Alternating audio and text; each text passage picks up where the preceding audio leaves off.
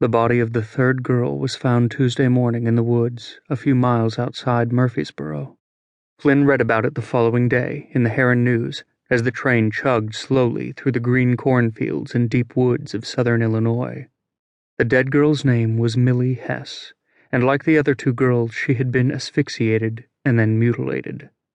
There were other peculiarities, according to the newspaper, but the office of the Jackson County Sheriff declined to comment further.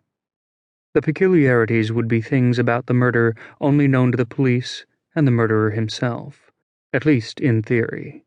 Flynn had covered a few homicides since his return from France 3 years earlier, and it wasn't hard to read between the lines. But there were already rumors flying through the wires about a homicidal maniac on the loose in Little Egypt. Flynn gazed out the window as the giant cement smokestack came into sight. The perpetually smoldering black slag heap, half buried in the tall weeds, reminded him in some abstruse way of the ravaged French countryside.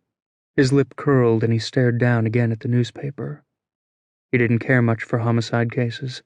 He'd seen enough killing in the war, and reading about poor, harmless, inoffensive Millie Hess and her gruesome end in the dark, silent oaks and elms of these lonely woods dampened his enthusiasm for the story he was there to cover, a follow-up on the Herrin Massacre the previous summer. Not to write about the massacre itself. More than enough had been written about that. It had been a big year for news, 1922, between the 19th Amendment giving women the right to vote and the discovery of King Tutankhamun's tomb. But you'd be hard-pressed to find anyone in the States who hadn't heard about what had happened in these parts between local miners and the Southern Illinois Coal Company. Flynn wanted to write about Herrin 1 year later, the aftermath and the repercussions. Plus, it was a good reason to visit Amy Gulling, the widow of his old mentor, Gus. Gus had died in the winter, and Flynn hadn't made it down for the funeral. He didn't much care for funerals, either. The train had been warm, but when Flynn stepped down onto the platform of the old brick station in Herrin, humidity slapped him in the face like a hot towel in a barber shop. It reminded him of summer in the trenches, minus the rats and snipers, of course. He nodded an absent farewell to his fellow passengers — he couldn't have described them if his life had depended on it — and caught one of the town's only cabs, directing the driver to Amy Gulling's boarding house. Heat shimmered off the brick streets as the cab drove him through the peaceful town past the sheriff's office, closed during the violence of that long June day last year, and the hardware stores where the mob had broken in to steal guns and ammunition, which they then used to murder the mine guards and strikebreakers. The cab let him out in front of the wooden 2-story Civil War-style house on the corner. Flynn paid the driver, picked up his luggage, and headed up the shady walk. He rang the bell, and seconds later, Amy herself was pushing open the screen door and welcoming him inside. "David Flynn. I just lost a bet with myself." "What bet?" He dropped his bags and hugged her hard. "I bet you wouldn't come. I bet you'd find another excuse."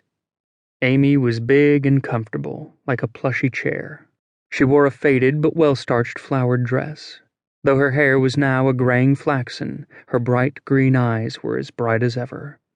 They studied him with canny affection. Flynn reddened.